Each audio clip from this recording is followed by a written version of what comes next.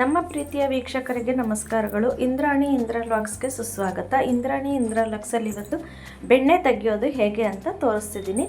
ಬೆಣ್ಣೆ ತೆಗೆಯೋದಕ್ಕೆ ನೋಡಿ, ನಾನು ಇವಾಗ ಈ ಥರ ಹಾಲು ಕಾಯಿಸಿದ ಮೇಲೆ ನಾನು ಒಂದು 2-3 ಅವರು ಫ್ರಿಡ್ಜಲ್ಲಿ ಇಟ್ಬಿಡ್ತೀನಿ. ತಣ್ಣಗಾದ್ಮೇಲೆ ಹಾಲು ಕಾಯಿಸಿ ಚೆನ್ನಾಗಿ ಕಾಯಿಸ್ಕೋಬೇಕು. ಚೆನ್ನಾಗಿ ಕಾಯಿಸ್ಕೊಂಡು ಅದನ್ನು ಫ್ರಿಡ್ಜಲ್ಲಿ ಒಂದು 2-3 ಅವರ್ ತಣ್ಣಗಾದ್ಮೇಲೆ ಫ್ರಿಡ್ಜಲ್ಲಿ ಇಟ್ಟರೆ ನೋಡಿ ಈ ಥರ ದಪ್ಪನ ಕೆನೆ ಬರುತ್ತೆ. ಒಂದು 5 ಗಂಟೆಗಳ ಕಾಲ ಇಟ್ಟರೆ ಕೂಡ ಆಗುತ್ತೆ. ಅಥವಾ ನೀವು ಸಾಯಂಕಾಲ ಮೊಸರು ಮಾಡ್ತೀರಂದರೆ ಬೆಳಗ್ಗೆ ಕಾಯಿಸಿ ನಾವು ಆರಿಸಿ ಫ್ರಿಡ್ಜಲ್ಲಿ ಇಟ್ಬಿಟ್ಟು ಇನ್ನೂ ಚೆನ್ನಾಗಿರುತ್ತೆ. ನೋಡಿ, ಇದು ಒಂದು 15 ದಿನದ್ದು ಹಾಲಿನ ಕೆನೆ ಇದೆ.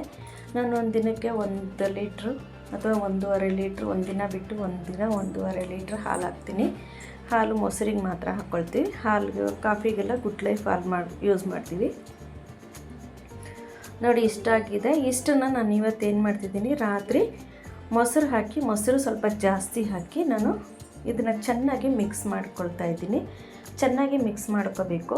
ಹಾಲಿನ ಕೆನೆ ಮತ್ತು ಮೊಸರು ಎರಡು ಚೆನ್ನಾಗಿ ಮಿಕ್ಸ್ ಆಗಬೇಕು. ಆ ಥರ ನಾವು ಚೆನ್ನಾಗಿ ಮಿಕ್ಸ್ ಮಾಡಿಕೊಂಡು ನೋಡಿ, ಈ ಥರ ಮಿಕ್ಸ್ ಆಗಬೇಕು. ಎರಡೂ ಚೆನ್ನಾಗಿ ಮಿಕ್ಸ್ ಆಗಿ ಮೊಸರು ಥರನೇ ಆಗಬೇಕದು.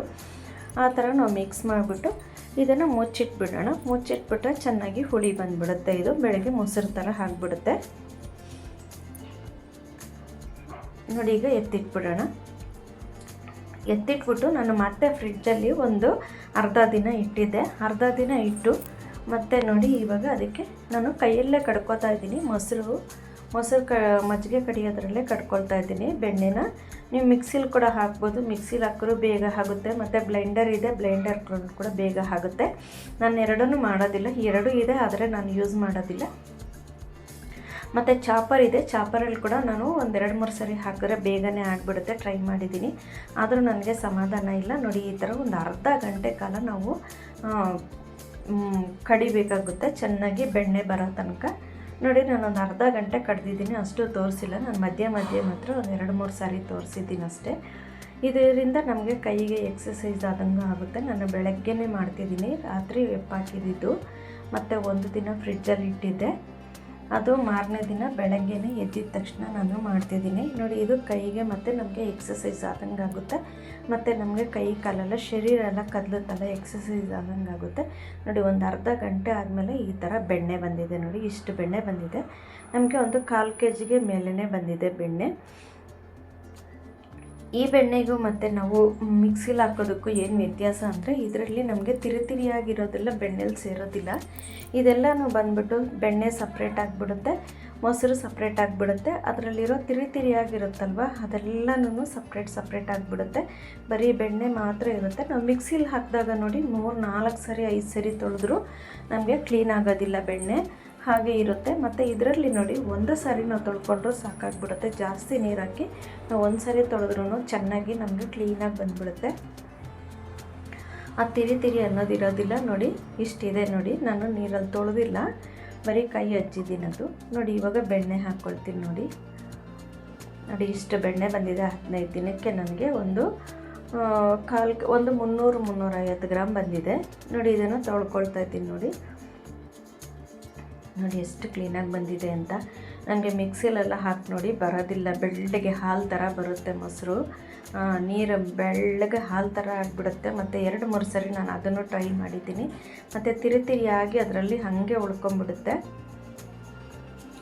ನಾವು ಇದನ್ನು ಈ ಥರ ಮಾಡಿಕೊಟ್ರೆ, ನೀವು ತುಪ್ಪ ಕಾಯಿಸಿ ನೋಡಿ ಎಷ್ಟು ಚೆನ್ನಾಗಿ ನಮಗೆ ತುಪ್ಪ ಎಷ್ಟು ಬೇಗ ಆಗುತ್ತೆ ಅಂಥೇಳಿ. ನೋಡಿ, ಈ ಥರ ಆಗುತ್ತೆ. ನಾವು ಇನ್ನೊಂದು ಸರಿ ನೀರಲ್ಲಿ ತೊಳ್ಕೊಂಡ್ರೂ ಆಗುತ್ತೆ.